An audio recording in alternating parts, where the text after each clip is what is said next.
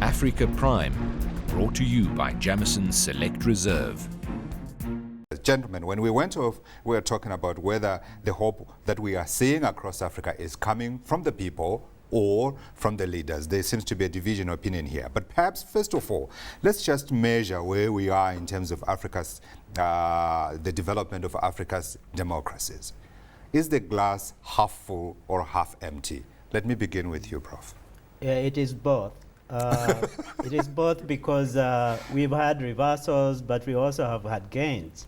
African democratization genuinely begins in the 90s when you have multi-party democracy. And so it's been almost 20 years of experimenting with elections, with changes in leadership and so on, with creating masses who are actually enlightened about what democracy means.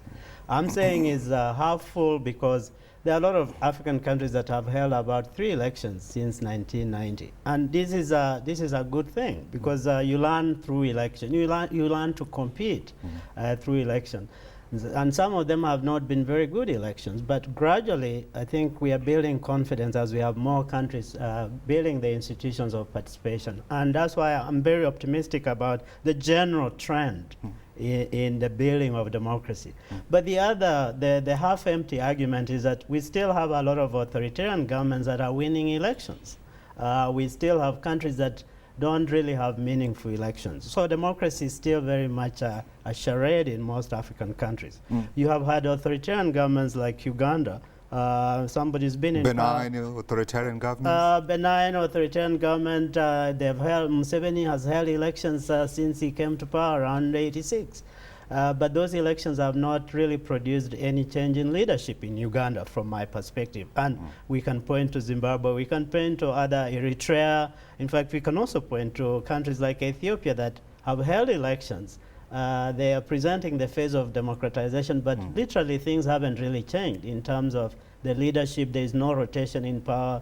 So the African democratic glass is really, as I said, half empty and half full. Yeah. Moeletsi, I see you nodding your head because, I mean, there's never been a time when there have been more elections held in Africa than the last couple of years or so.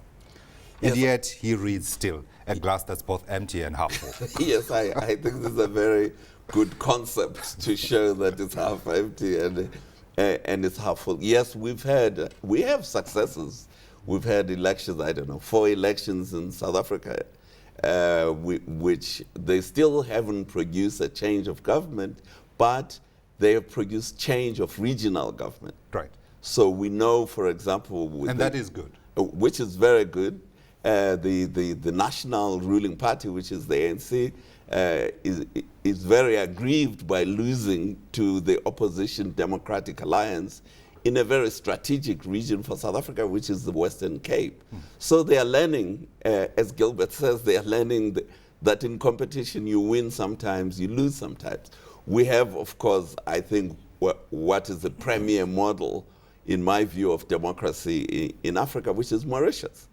Mauritius became independent in 1968. It has changed governments, I don't know how many times, through the electoral process.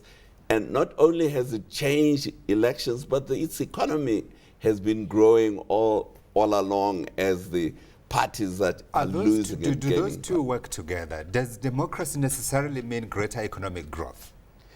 Well, you see, in my view, we have to understand that Africa is not like China. Africa is African countries are multi-ethnic countries. To maintain the stability in multi-ethnic countries, everybody has to feel that they are included, they are part of the equation.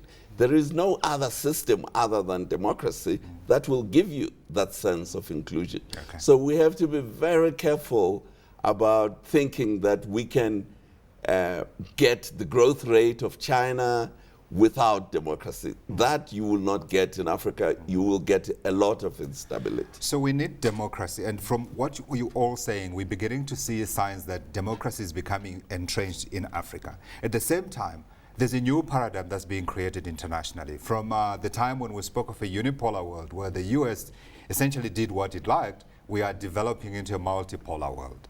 Is there an opportunity here for Africa to raise its hand and put its stamp in shaping how the world looks and how the world develops going forward?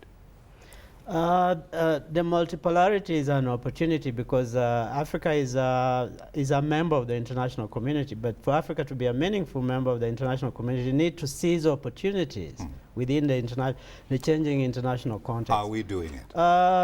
We are doing it in some respects, but we are not doing it in others. I think my bigger point about Africa's seizing the opportunities, if it can increase its contribution to global trade.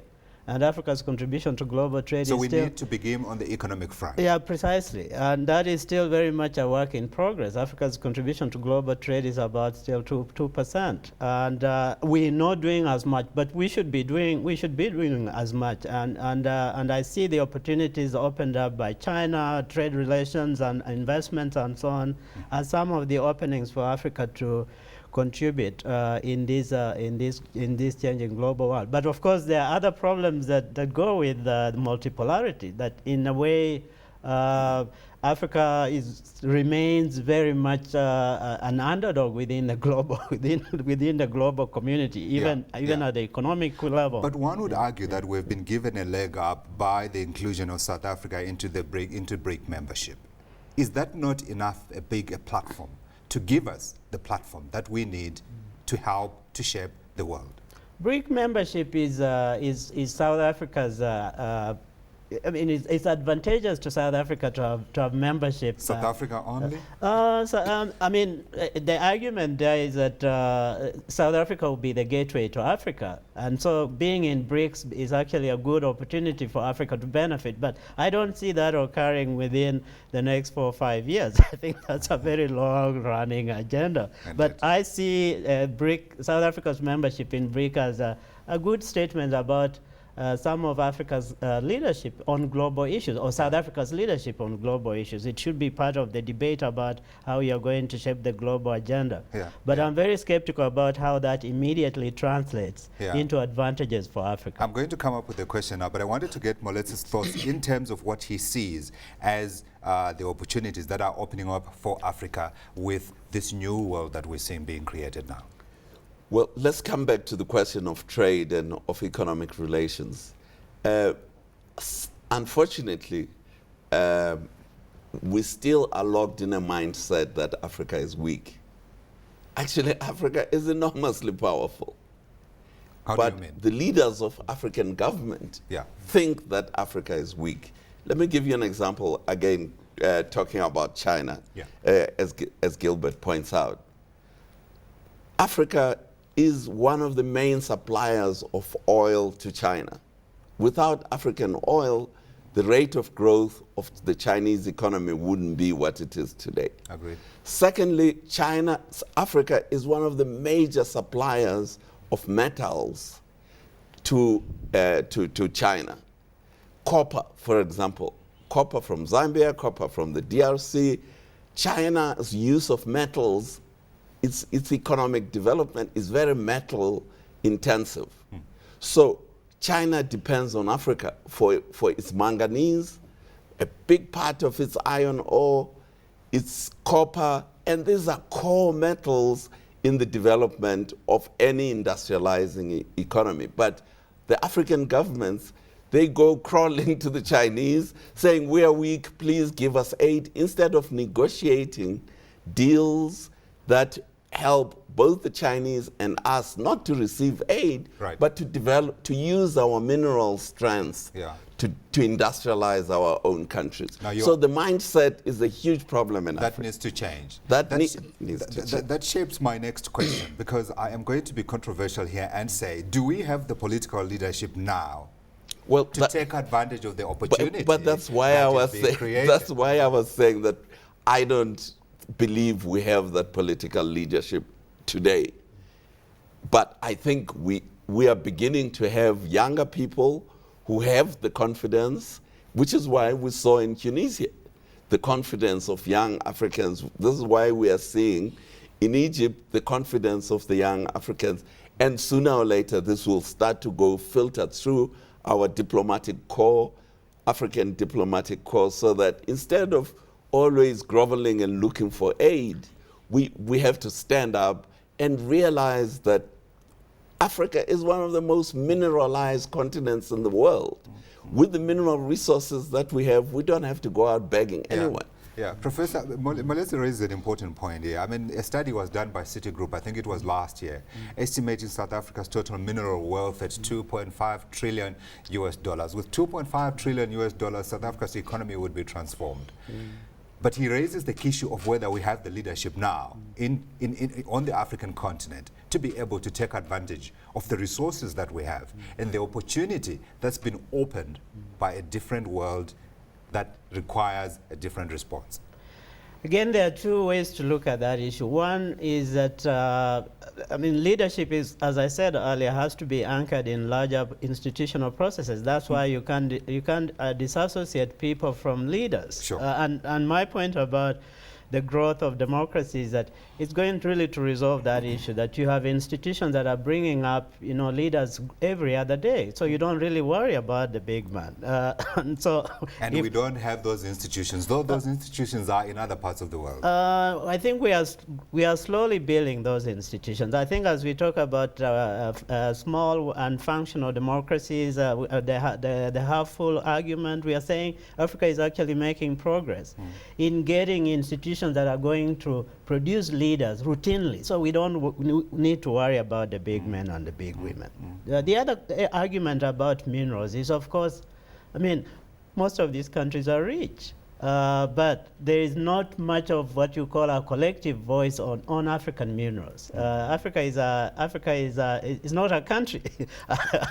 Africa is a conglomeration of countries. So we have to go and negotiate separately. Yeah, so we negotiate separately, but the question is, how do we do it effectively? And I buy the argument that we should actually even be training more negotiators in economic diplomacy. I mean, we should be doing that so that when we talk to the Chinese, we have the leverage we have leverage to exert because we have the power. Yeah. And so that's an important point. We are running out of time. I want to ask you a final question. Are you more scared than you are hopeful about the future of Africa?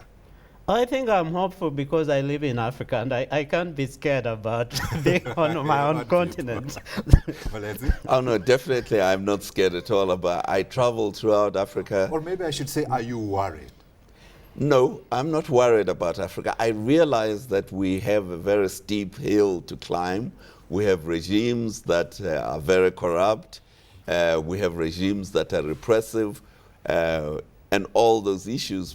But I think the last 10 years, the last 15 years have demonstrated that we can overcome this problem. So I personally am very hopeful about the future of the African continent.